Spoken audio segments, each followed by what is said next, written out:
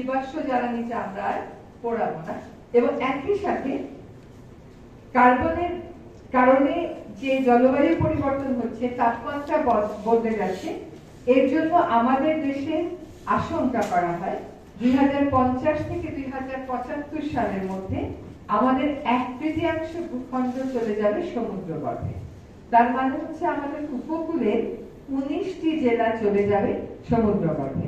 তার মানে হচ্ছে আমি যেভাবে ম্যাপ এঁকেছি বা আপনিও যেভাবে এঁকেছেন, আপনি হয়তো বাকি সময় আর সেভাবে আঁকবেন না, আর পরবর্তী প্রজন্ম হয়তো বাংলাদেশের মানচিত্রটা ভিন্নভাবে আঁকবে। এটা খুবই কঠিন একটা বাস্তবতার মধ্যে আমরা আছি।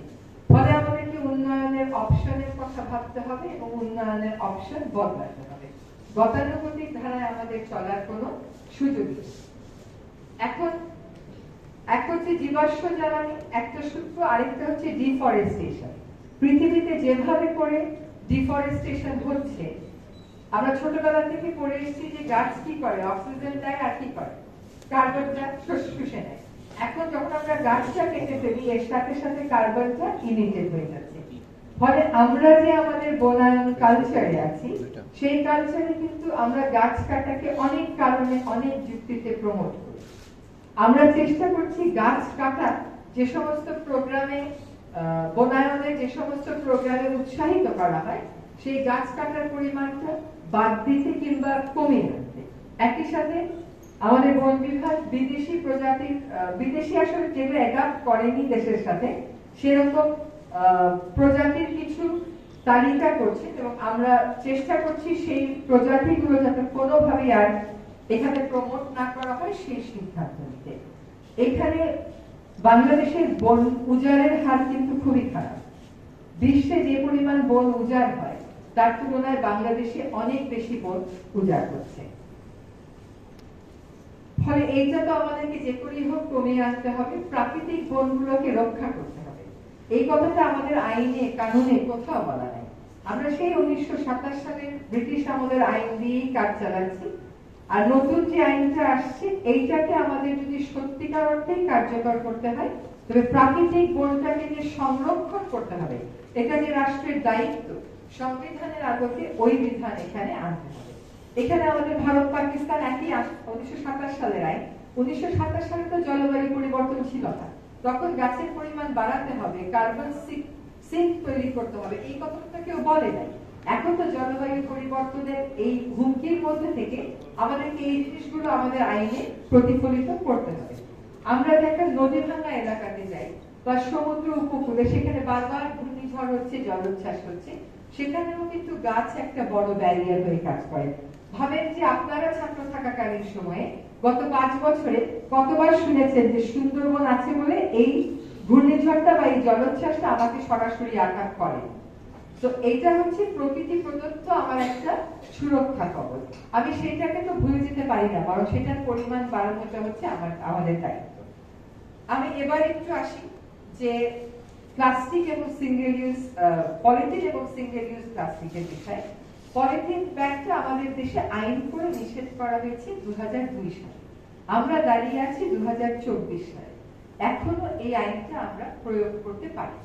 মাঝখানে কিন্তু 2টা বছর ব্যাপক প্রচারণা এবং অভিযানের ফলে পলিথিনের ব্যবহার কমে এসেছিল 2004 থেকে 2006। সে সময়টা হয়তো আপনারা যারা শিক্ষার্থী, আপনারা অনেকেই মনে থাকার কোনো কারণ নেই, কিন্তু নিয়মিত তদারকিতে এবং বাজার তদারকিতে কমে এসেছিল।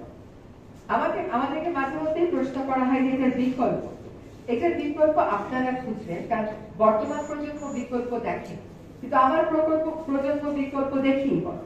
আমার বাবা কোনোদিনও পলিথিনের ব্যাগ হাতে নিয়ে বাজারে যেতেন না, কোনোদিনও পলিথিনের ব্যাগ হাতে নিয়ে বাজার থেকে ফিরতেন। তিনি একটা ছালার ব্যাগ নিয়ে যেতেন, ছালার ব্যাগ নিয়ে আসতেন, এবং সেই জন্য মাছ বা মাংস পচে গেছে এই কথা আমরা কোনোদিন শুনি, এবং সেটা আবার ধুয়ে পরের শুক্রবার আবার ব্যবহার করা হতো। যদি বাংলাদেশে পলিথিনের বিকল্প কি, এটা কোনো তর্ক বিতর্কের ব্যাপার না, এটা আমাদের আছে প্রথাগতভাবে। তবে একটা অভ্যস্ততার ব্যাপার আছে। আপনি একটা পলিথিনের ব্যাগে একটা মাছ মাংস নিয়ে যান, রক্ত আর পড়ে না, আপনি ওইটাতে খুশি। কিন্তু যদি কাগজ দিয়ে পেঁচিয়ে নেয়, আপনার হয়তো তখন একটু যেহেতু আপনি অভ্যস্ত না, আপনার হয়তো একটু অস্বস্তি হতে পারে। কিন্তু আপনাকে মনে রাখতে হবে যে আপনি ভাবছেন যে পলিথিন সস্তা, আপনি ভাবছেন যে পলিথিন খুবই সুবিধাজনক, আসলে কিন্তু মোটেও নয়। একটা পলিথিনের ব্যাগ পৃথিবীতে বিনষ্ট হতে 100 বছর লাগে। এই 100 বছরে এটা ভেঙে মাইক্রোপ্লাস্টিক হয়, সেই মাইক্রোপ্লাস্টিক সমুদ্রের মাছ এবং অন্যান্য প্রজাতি খেয়ে থাকে। বলা হচ্ছে যে 2050 সাল নাগাদ সমুদ্রে যত মাছ থাকবে তার চেয়ে বেশি থাকবে মাইক্রোপ্লাস্টিক।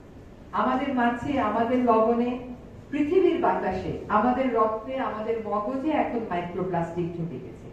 এই বাস্তবতায় দাঁড়িয়ে পলিথিনকে সুবিধাজনক বলার তো কোনো সুযোগ নেই, সস্তা বলার কোনো সুযোগ নেই। এটার যে প্রভাব পৃথিবীর উপর পড়ছে, এটার আর্থিক মূল্য অনেক বেশি আপনার একটা ছালার ব্যাগ এনে এক সপ্তাহে পরে ধুয়ে দেওয়া থেকে। ফলে আমাদেরকে কনজাম্পশনের দিকেও চিন্তা করতে হবে। আমরা সেজন্য 2002 সালে সেই নিষেধাজ্ঞাটাকে বাস্তবায়নে কাজ শুরু করেছি। এটাতে সবচেয়ে বেশি ভূমিকা কিন্তু আমাদের ক্রেতাদের। আমাদেরকে যদি পলিথিন দেয় এবং আমরা যদি বলি যে আমরা পলিথিন নিব না, তাহলে কিন্তু বিক্রেতারাও এটা দেবে না, উৎপাদনকারীরাও এটা উৎপাদন করবে না। আমাদেরও কথায় কথায় উৎপাদনকারীদের বিরুদ্ধে পুলিশ র্যাব এর অভিযান চালাবে।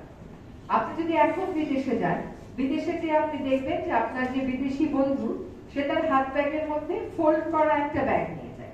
সে ব্যাগ কখনো কাপড়ের, কখনো পাটের, কখনো চটের, কখনো আবার ওদের ওখানে পুরো একটা প্লাস্টিক আছে, কারণ ওদের তো কালেকশন সিস্টেম অনেক ভালো এবং ওদের বিদ্যুতেরও কোনো অভাব নাই, কেমিক্যাল ম্যানেজমেন্টে ওরা আমাদের চাইতে ভালো।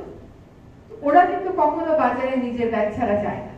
নিজের ব্যাগ ছাড়া কেউ গেলে জিজ্ঞেস করে তুমি কি ব্যাগ কিনতে, বলে যে হ্যাঁ কিনতে হবে, কারণ ব্যাগ ছাড়া চলে এসেছি, বলে $5 $5 শুনলে তার কেউ ব্যাগ কিনতে চায় না। ফলে নিরুৎসাহিত হয়, উৎসাহিত হয় নিজের ব্যাগটা নিয়ে যেতে, নিরুৎসাহিত হয় নতুন ব্যাগ আবার কিনতে। এই অভ্যাসটা আমাদের এখানেও চালু করতে হবে। আমাদের হয়তো একটু সময় লাগছে, আমরা শুরু করি কাজটা, খুব যে বেশি সময় লাগাবো আমাদের সময় আছে তা কিন্তু না। তড়িৎ সিদ্ধান্ত নিতে হবে। কাজে আপনাকেও যখন কেউ পলিথিন ব্যাগে কিছু পাঠায়, বলে দেবেন যে পলিথিন ব্যাগে না পাঠিয়ে ওটা যেন কাপড়ের কিংবা আমাদের পাটের ব্যাগে পাঠাতে হয়। এবার সিঙ্গেল ইউজ প্লাস্টিকে আসি। আমার চশমাটাও প্লাস্টিকের, কিন্তু এটা এখন ফেলে দেওয়ার প্রয়োজন নেই। কিন্তু যে জিনিসটা আমরা একবার ব্যবহার করে ফেলে দিই, সেটা কিন্তু আবার ওই পচতে 100 বছর লাগে এবং এটা আপনার খাদ্য চক্রের মাধ্যমে আপনার গায়ে ঢুকে যাচ্ছে। আমাকে বলেন স্ট্র কেন দরকার, কেন একটা স্ট্র দিয়ে কোক খেতে হবে? এটা কিন্তু এক ধরনের বিলাসিতা, কারণ আমরা ভাবি না যে স্ট্র কতদিন লাগে আমাদের এখানে সম্পূর্ণ নিঃশেষ হতে। আপনি বেশি দূর যাবেন না, চেন্নাইতে যাবেন, বেশি দূর যাবেন না, ব্যাংককে যাবেন, সেখানে দেখবেন এখন আর প্লাস্টিকের স্ট্র নেই বললেই পারে, ওরা কাগজে চলে গেছে। এখন আর প্লাস্টিকের কলম কমে যাচ্ছে, ওরা এখন একটা পাতা দিয়ে কলম বানাচ্ছে।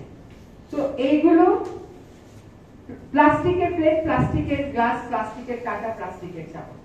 আপনি যখন গরম খাবারটা নেন, একটা গরম কফিটা নেন একটা প্লাস্টিকের কাপে, সেখান থেকে লিচিং হয়ে যে মাইক্রোপ্লাস্টিক আপনার গায়ে ঢুকছে না, আপনি তো জানেন।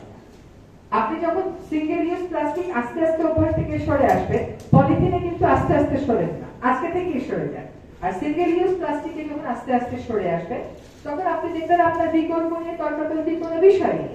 এখন কিন্তু সিঙ্গেল ইউজের জন্য বটের পাতা দিয়ে বা অন্যান্য পাতা দিয়েও প্লেট বানানো হচ্ছে। যদি আপনি পিকনিকে যান, 100 প্লেট আপনার কাছের নিতে হয়তো ভালো লাগবে, কিন্তু আপনি নিয়ে যাবেন হচ্ছে পাতা, সেটা আপনার কষ্ট হবে না। ফলে বিকল্পটাকে মাঠে আনতে আমাদের একটা চাহিদা তৈরি করতে হবে। একবার ব্যবহার্য প্লাস্টিক আমরা আমাদের নিজের জীবনযাপন থেকে বর্জন করি, পৃথিবীটাকে আমরা নিজেদের জন্য নিরাপদ করি, আপনাদের পরবর্তী প্রজন্মের জন্য নিরাপদ করি। আমি মনে করি যে ঢাকা বিশ্ববিদ্যালয় যে উদ্যোগটা গ্রহণ করেছে, অন্যান্য অনেক বিশ্ববিদ্যালয় নিশ্চয়ই এরকম ক্লাব আছে, তাদেরও অনেকে করছে। যেমন আমার সাথে কথা হয়েছে প্রাইভেট কিছু বিশ্ববিদ্যালয়, তারা কিন্তু তাদের বিশ্ববিদ্যালয় ক্যাম্পাসকে সিঙ্গেল ইউজ প্লাস্টিক মুক্ত করার একটা প্রচেষ্টার দিকে যাচ্ছে। সহজ না, আপনি চানাচুর খাবেন, আপনি ললি আইসক্রিম খাবেন, ওগুলো তো প্লাস্টিকের মোড়ক। সেখানে উৎপাদনকারীর একটা দায়িত্ব আছে, সে মোড়কগুলো কালেক্ট করে নিয়ে সেগুলো আবার রিসাইকেল করবে। তো সেদিকে আমরা হাঁটবো। কিন্তু এই কথাগুলো আজকে আপনাদের একটু যদি উপলব্ধিতে নিয়ে আসে এবং সেই মোতাবেক আপনাদের চর্চাগুলো করে, ব্যবহারগুলো করে, আশা করি যতটা আশঙ্কা এবং ভয়ের পৃথিবীর দিকে আমরা ধাবিত হচ্ছি, ততটা আশঙ্কা এবং ভয়ের পৃথিবীর দিকে থেকে সরে এসে আমরা বরং একটা নিরাপদ পৃথিবীর দিকে যাব। ঢাকা বিশ্ববিদ্যালয়ের উদ্যোগটা যদি একটা নেতৃত্ব সৃষ্টি করে সমাজে, তাহলে আমি মনে করি যে আমাদের আতঙ্কিত হওয়ার কিছু নেই। আগামী আমাদের হাতে আমরা কখনো উন্নয়নকে প্রশ্ন করিনি, কিন্তু আপনারা উন্নয়নকে প্রশ্ন করবেন। এটা সামাজিকভাবে গ্রহণযোগ্য কিনা, অর্থনৈতিকভাবে টেকসই কিনা, পরিবেশগতভাবে টেকসই কিনা, এইগুলো প্রশ্ন করি, তবেই আমরা উন্নয়নকে গ্রহণ করবো, তাহলে আর আমাদের অনিরাপত্তায় করতে হবে না। আশা করি এই কর্মসূচির মধ্যে দিয়ে অনেক নেতৃত্ব তৈরি হবে এবং আগামী নেতৃত্বের হাতে আমরা সুন্দর নিরাপদ বাংলাদেশ পাবো। ধন্যবাদ।